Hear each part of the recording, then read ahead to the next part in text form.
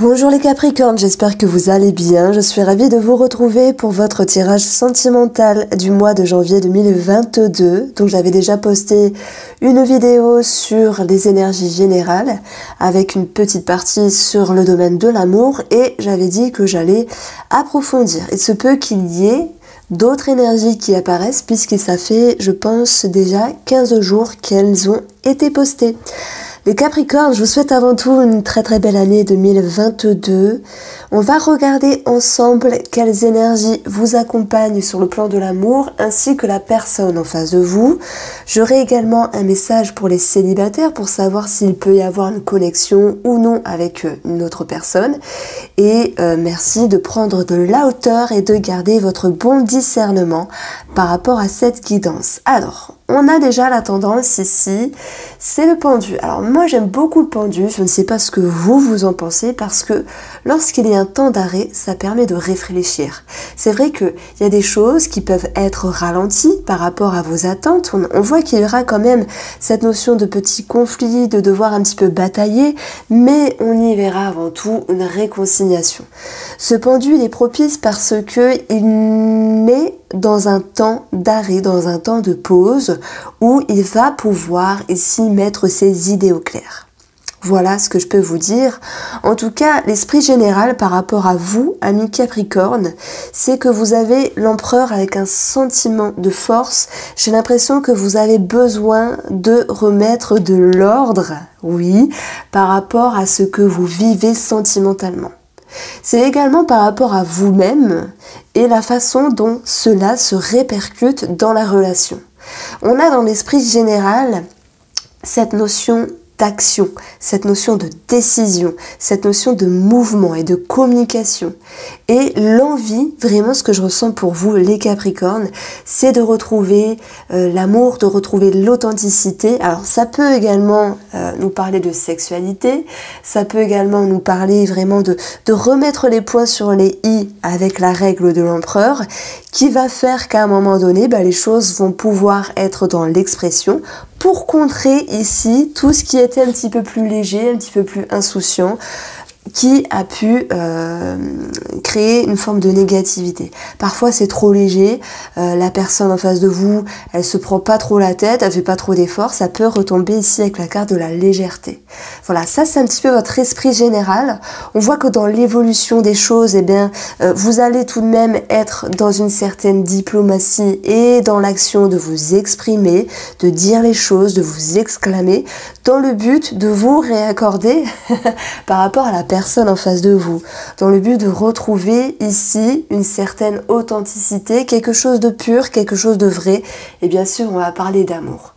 Comme je vous l'ai dit, il n'est pas possible que certains Capricornes aient envie de remettre les choses au point pour pouvoir retrouver ici la chimie, l'attraction, l'attirance et cette dynamique, ce mouvement positif dans la relation. Bien sûr, cette carte-là, elle peut nous parler de sexualité également parce qu'elle fait référence à tout ce qui est chimique, tout ce qui est chimie.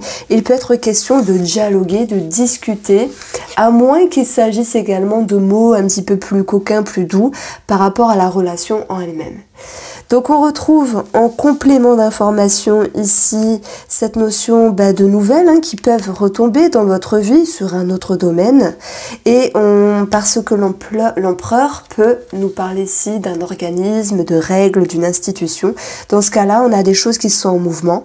Si il est question d'un projet dans la relation ici, les choses sont en mouvement, sont en bonne voie. Voilà, je dirais que votre atout dans la relation, c'est de vous dire, au bout d'un moment, il faut dire les choses, il faut remettre les règles, il faut retrouver une certaine structure. Et votre atout sera ici d'être dans la communication. Alors je pense que c'est un atout, mais il y a une certaine pression que la personne en face peut ressentir. Donc ça sera à vous de jauger avec la bonne façon de dire les choses et le pendu sera utile dans le sens où parfois il faut tourner 7 fois sa langue dans sa bouche pour trouver la meilleure façon de s'exprimer ici. Voilà ce que je pouvais vous dire en tout cas sur votre partie à vous. N'hésitez pas à me faire un retour si vous appréciez, si vous souhaitez un complément d'information et quel style de complément d'information.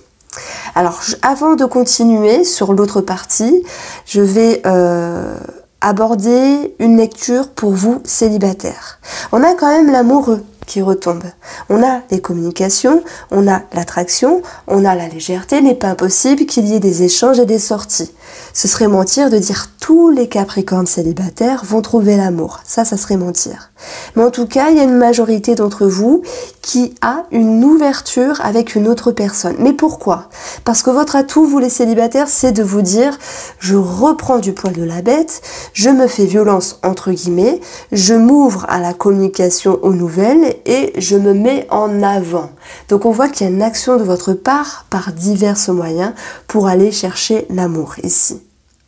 Alors, on va passer sur cette partie-là, la partie de votre autre, de votre femme, de votre mari, la partie qui peut concerner une personne récemment entrée, rentrant, on va dire, dans la vie des célibataires.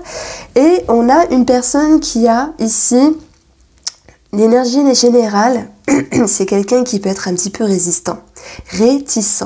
Et peu importe que ce soit féminin ou masculin, on a une personne qui a quand même l'énergie du pendu aussi, puisque c'est pour vous deux. C'est quelqu'un qui va se mettre en retrait, prendre le temps. Alors là, si j'aborde les choses pour les célibataires qui ont laissé rentrer une personne dans leur vie, c'est une personne qui a quand même des craintes, a quand même des peurs, a des choses où elle veut être vigilante et ne pas faire n'importe quoi. J'y vois ici, dans cette notion chevalier de bâton, cette notion de prendre de la distance. Donc c'est vrai, ça peut nous parler d'un déménagement.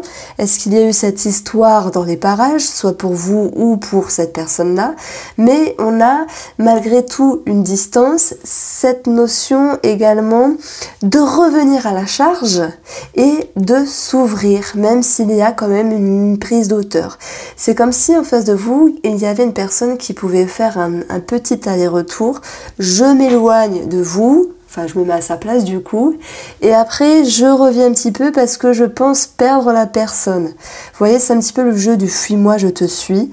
C'est pour ça qu'on retrouve pour cette personne, les célibataires, la réconciliation avec la nouvelle vision des choses ici. Je vais vraiment l'aborder comme une nouvelle vision des choses, mais tout de même cette notion de vigilance. Donc on a quelqu'un qui est dans la vigilance et dans la précaution.